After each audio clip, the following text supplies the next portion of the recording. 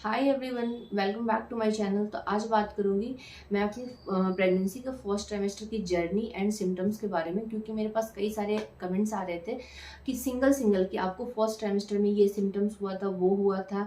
और कई सारे ये कमेंट्स आ रहे थे कि दीदी आप एक साथ वीडियो बना लो फर्स्ट ट्राइमेस्टर के सिम्टम्स का, हमें भी बताओ।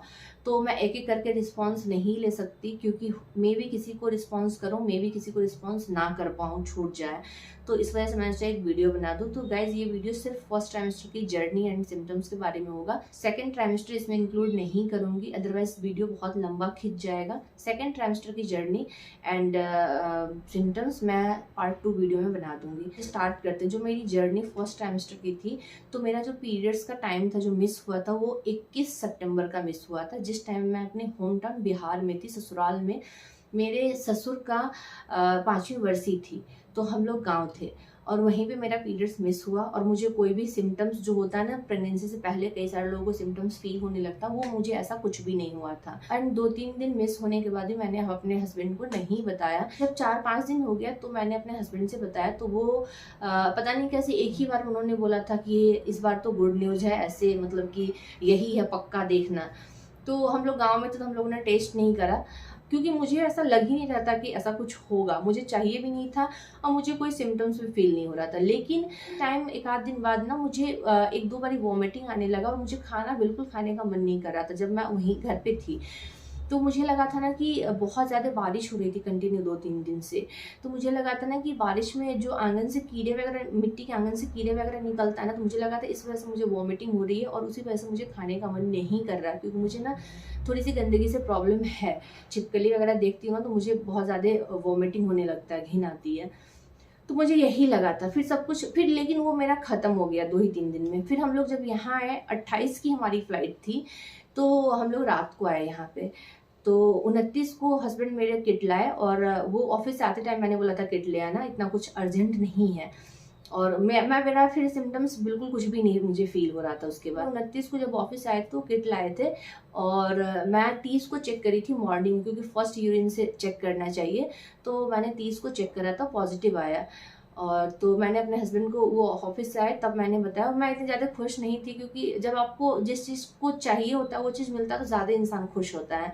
तो मुझे ये अभी नहीं मैं सोची थी। जब 5-6 महीने बाद मैंने सोचा था चलो ठीक है, 5-6 महीने बाद देखते हैं, कि थोड़ी सी मेरी पढ़ाई बीच में थी। तो लेकिन हस्बैंड मेरे बहुत खुश हो गए और उसके बाद उनका एक काम पे लग गए कि नियरेस्ट डॉक्टर ढूंढना जो अच्छी डॉक्टर हो, और थोड़ा प्रेफर करे थे कि नॉर्थ की तरफ की हो डॉक्टर, अपने साइड की डॉक्टर हो। एंड जो डॉक्टर क्लिनिक में बैठती हो उसका हॉस्पिटल भी नियरेस्ट हो, जिस हॉस्पिटल में वो बैठती हो, ताकि डिलीवरी में भी हम लोग को ज़्यादा दूर ना जाना पड़े।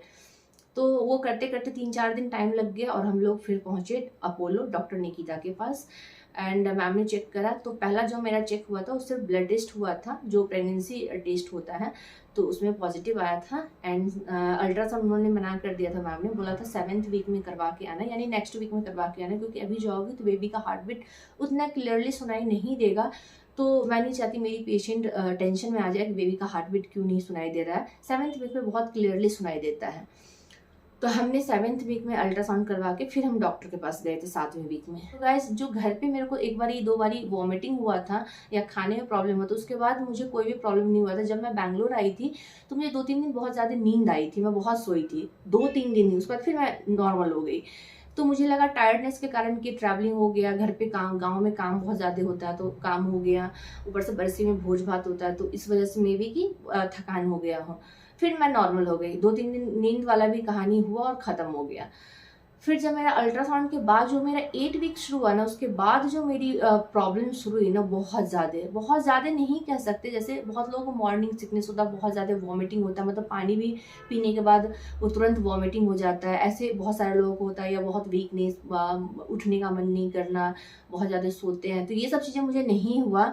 मुझे सिर्फ फर्स्ट ट्राइमेस्टर में एक ही प्रॉब्लम हुआ था, वो कॉन्स्टिपेशन की प्रॉब्लम थी। कॉन्स्टिपेशन की प्रॉब्लम मुझे उस हद तक हो गया था कि मैं 1 गिलास पानी तक नहीं पी पाती थी। मुझे लगता था मेरा गला बिल्कुल भरा हुआ है, यहाँ तक पेट भरा हुआ है। लेकिन ये भी कब होता था, सेकंड हाफ में, जब मैं लंच कर लेती थी ना, थोड़ा बहुत लंच करती थी, उसके बाद मैं बिल्कुल 1 गिलास पानी में। फर्स्ट ट्राइमेस्टर में ना मैं रात को खाना कई सारे दिन नहीं, मैं बहुत कम टाइम खाई हूँ, मैं स्किप की हूँ खाना। तो क्योंकि मेरे को कुछ भी खाने पीने का मन ही नहीं करता था, पेट भरा लगता रहता था बहुत ज़्यादा। मतलब मुझे ओवरऑल आप कह सकते हो कि मुझे इवनिंग सिकनेस होता था, मुझे मॉर्निंग सिकनेस नहीं होता था। मुझे वॉमिटिंग भी हुआ, बहुत ही कम हुआ था, पर वो मुझे शाम के टाइम में होता था। मॉर्निंग में मैं एक्टिव रहती थी, मैं इवनिंग में एक्टिव नहीं रहती थी। इवनिंग में मैं बहुत ज़्यादा मतलब बहुत ज़्यादा एबनॉर्मल टाइप का फील करती थी। एंड सेकंड सिम्टम्स की स्मेलिंग की बात करो तो मुझे 3 चीज़ से बहुत स्मेल होता था, लहसुन, प्याज एंड एग से, अंडे से। बाकी जैसे रोटी, दूध, इन सब चीज़ों से बहुत लोगों को स्मेल होती है ना, मुझे नहीं स्मेल था। रोटी, दूध, चावल, इन सब चीज़ों से कोई स्मेल नहीं था, मुझे बस इन 3 चीज़ से स्मेल था। और इस हद तक स्मेलिंग थी कि मैं अपनी फ्रेंड से बोलती थी, मेरी फ्रेंड भी प्रेग्नेंट थी और उसका 3-4 महीने पहले था मेरे से, तो मैं उसको बोलती थी कि यार ऐसे अगर चलता रहा तो फिर मेरा तो एक एक दिन कटना मुश्किल हो जाएगा, 9 महीना मैं कैसे काटूंगी। तो उसने बोला कि अरे ये चीज़ें 4th मंथ जाते जाते या मिड जाते जाते 4th मंथ के ऑटोमेटिकली तुम्हारा नॉर्मल होने लगेगा, तुम अच्छा फील करने लगोगे, स्मेलिंग भी खत्म हो जाएगा। और लिटरली यही हुआ। जब मेरे 4.5 महीने ऑलमोस्ट ख़त्म हुआ ना, तो मैं सडनली मैं प्याज वगैरह, लहसुन, मुझे सब कुछ अच्छा लगने लगा, किसी भी चीज़ से कोई प्रॉब्लम नहीं। कॉन्स्टिपेशन की प्रॉब्लम एकदम से ख़त्म हो गई।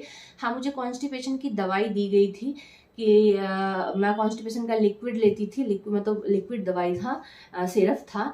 एंड जो कि मैं सुबह शाम लेती थी। मैं स्टार्टिंग में नहीं ली थी, लेकिन मुझे मजबूरी बस लेना पड़ा, क्योंकि मैं दवाई अवॉइड करती हूँ प्रेगनेंसी में, लेकिन मुझे लेना ही पड़ा। मैं इस हद तक मेरी कॉन्स्टिपेशन पहुँच गया था।